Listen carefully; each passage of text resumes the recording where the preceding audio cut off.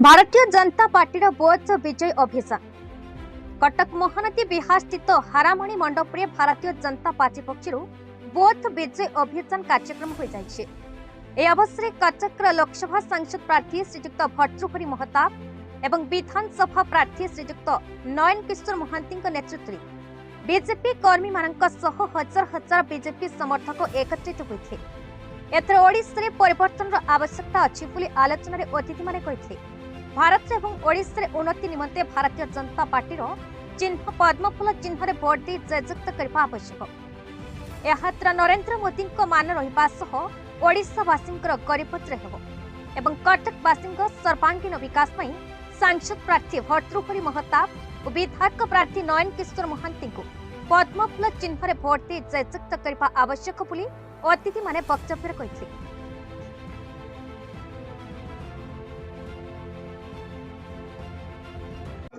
Booth विजय अभियान होची वास्तव में कर्मकर्ता मानकर बैठक प्रत्येक बूथ स्तर रे किभली भाव रे हमर कार्यकर्ता माने कार्य करिवे से विषय रे आज पुंखानुपुंख भाव रे आलोचना हबो।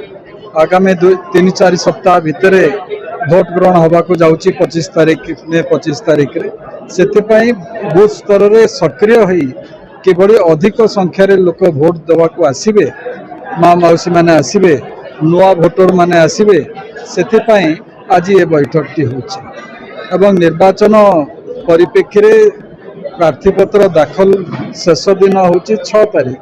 वर्तमान से प्रक्रिया आरंभ हो गलानी।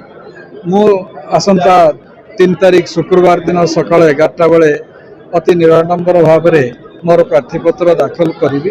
आमर आठगढ़ एवं बड़म्बा प्रार्थी भारतीय जनता पार्टी से 3 तारीख रे निजर प्रार्थीपत्र दाखल करुचंती। खंडपड़ार विधायक प्रार्थी विधान भारतीय जनता पार्टी से 2 तारीख रे प्रार्थीपत्र दाखल करुचंती।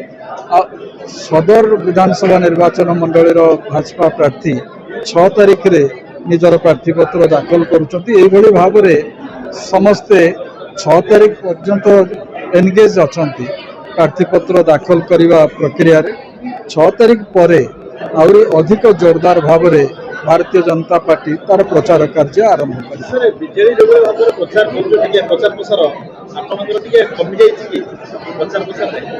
प्रचार प्रसार वास्तव में सेते आवश्यक अनुभव करा जाऊ नहीं, कारण प्रत्येक हृदय रे नरेंद्र मोदी आज पहुंची सारी। प्रत्येक घरे आज मोदी को नहीं कि गोटे परिवेश मध्य सृष्टि हो जाइछि। कर्ता मानकर बैठक एतरे बहुत विषय चर्चा हबो एवं भोटर मान को किभली जोगाजोग करा जाय परियो से विषय में आलोचना हबो। ता सहित बूथ विजय अभियान बूथ जीत चुनाव जीत ये जो केंद्र योजना से अनुपात बूथ विजय अभियान चलछि एवं चौद्वार कटक बीजेपी भल कर। कटक दामोदर बेउरांक रिपोर्ट, भारत न्यूज।